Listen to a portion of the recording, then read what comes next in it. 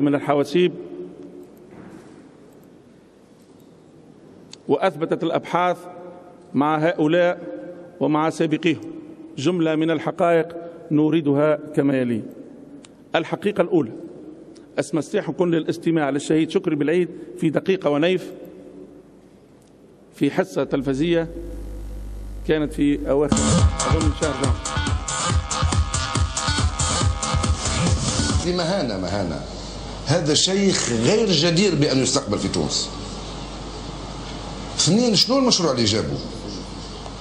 مشروع المحجبات. أنا سمعت مشروع قلت هذا باش يستثمر، هذا عربي من الكويت عنده فلوس جاي باش يعمل معامل، باش يعمل حقول، باش يعاون التوانسة، باش نعملوا سبيطارات، باش نعملوا كياسات، باش نعملوا تنمية في الريف، باش نعملوا مدرسة، باش نعملوا ما يتنور به العقول والأذهان. فإذا به جاء باش يحجب العقول والأذهان على التنوير، باش بناتنا الصغار يحولهم للسلعة، لأنه في ثقافته السيد هذا اللي هي غريبة على تونس وعلى هوية هذا الشعب. لذلك أنا مع منع هؤلاء من دخول بلادنا لأنهم يلوثوها، هذوما يستهدفوا هويتنا. هذايا لما يجي يحب يحجب لي بناتنا يتعامل معهم كسلعة، كما الآخر اللي عراها، راه اللي عراها ويحطها لي في الببليسيتي هي بضاعة، وهذا يغطي فيها يقرطس فيها.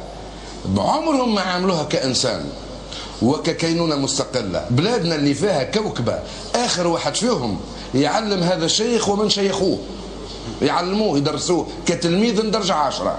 بلاد الطاهر بن عاشور وبلاد التحرير والتنوير في الأخير يجيوها مجموعة من الدجالين باش يبثوا ثقافة غريبة على هويتنا وتستهدف إنسانها وتستهدف مكاسبها من هذا الغزو الوهابي الآتي من بعيد من الخليج ومن البترودولار.